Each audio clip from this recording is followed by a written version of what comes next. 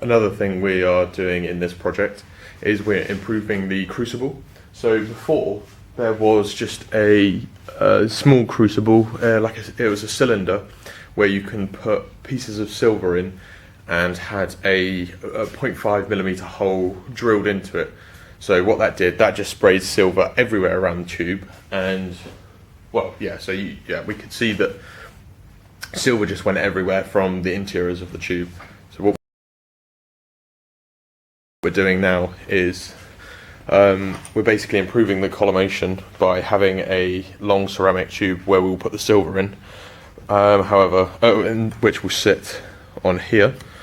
However, to stop the silver from dropping onto here, we've had to manufacture some molybdenum cylinders here, which will slot into here, and we'll have one about there and there, which will allow us to have a thermocouple in between them to measure the temperature.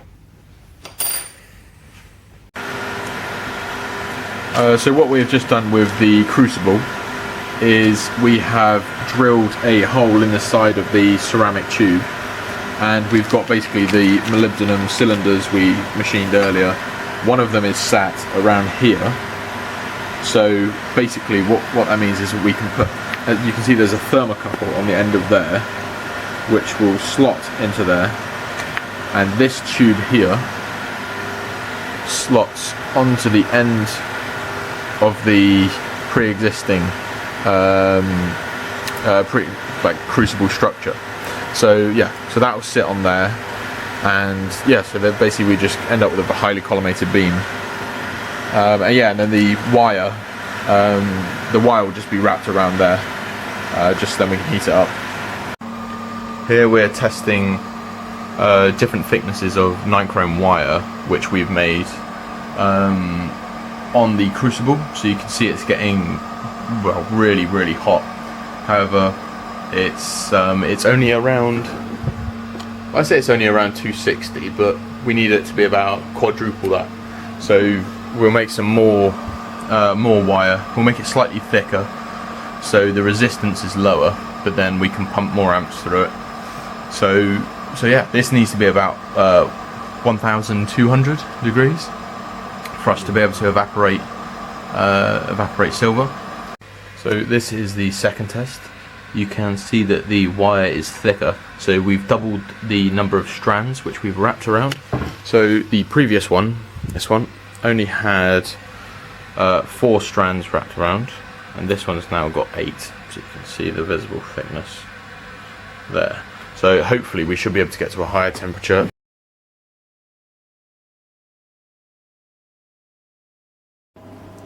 Here's Alex just twisting some wire. This is some nichrome wire. We're trying, I think this is 12 bits of nichrome wire that we're twisting together. This is to make the coil around the silver cannon to heat it up. We've tried various other amounts of wire twisted together, and it hasn't been amazing, but you know, the more the better. We'll give this one more go. Twisting it now.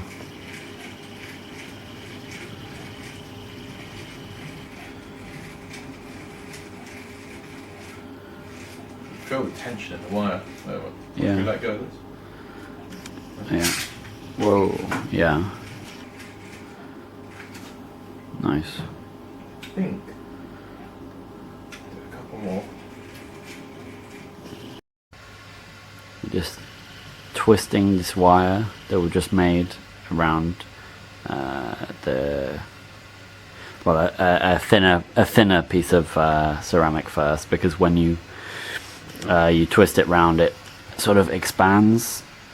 So thinner piece, and then we should be able to slot it over the main part, which is there.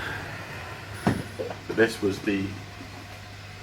I'll show the different thicknesses. Yeah. So this was. Well, actually, this is just one. Yeah, that's just one thick. Yeah. Then you've got the second thickness. So that's that one. So there's the second. That's the first. Yeah. And the second and the third. Yeah. So that was. And yeah. third, and the fourth. So this should hopefully It's very thick. get it hot. Yeah. And we've done the wrapping density. Oh god, it's all tangled. We've done the wrapping density even tighter. Yeah. So that was the previous one.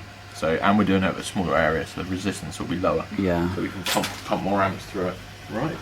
Let's thread it on. Just putting the thermocouple in the top of the cannon. There you go. Pop that there. Just the wiring. So we're trying to get it up to There about we are. 1,000 degrees inside there. So this should actually get extremely hot. Yeah, just again. As we get quite amps with the That's good. Yeah. The wires start going soon. Yeah.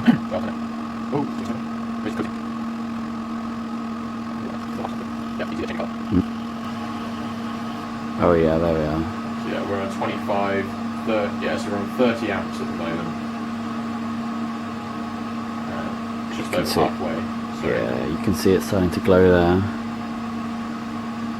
yeah, That's hot. that is really hot. So yeah, we're on 35 amps, 36. Turn it up to 40, and then let's just observe what. So we can probably go up to about 55 amps from the dial. We are on 700, 800 degrees. That's pretty good, yeah. So yeah, we're on 800. Oh, shit, I'll turn Yeah, it just down. got to 800 degrees. Okay, that's quite warm. That is quite hot. So okay, yeah. So we can easily get up there because we're on. Let's do it. I think just try and get to Yeah. 1,000. I mean, it's leveling off at 900. And but Here we have the sort of finalised design of the collimator. So you can see it's densely wrapped around the bottom with a few turns around the top. This is just to keep the top of the ceramic tube hot, so when the vaporized silver travels up the tube, it doesn't get stuck to the top. And so this is when we have 41.2 amps running through it. We get a temperature of around, that is around 425 when the thermocouple is at the top, up there. And when we put the thermocouple down the bottom, where you can see this hole here, let's try and focus on it. Okay, it's not going to focus, but when we put it there, we get about 850 degrees. However, the hottest part is right above where the thermocouple is, so we reckon that's probably at around 900 to 1,000 degrees, which should be enough to vaporize the silver at when we're at about 10 to the minus 7 millibars. So hopefully that'll all be good. So we were just running the Crucible with basically the nichrome wire wrapped around it inside the vacuum for the first time. We had it running for about 15 minutes, and then suddenly the power box just switched off. So we were afraid we've accidentally melted the nichrome and we've gone above 1400 degrees.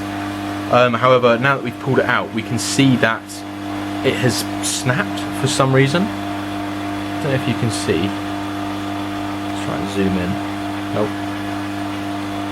Okay, well, it's not allowing me to zoom in, but you can see there. You can see that it's snapped there. And so yeah, we don't really know why. We might make another one of these and just run the same test again.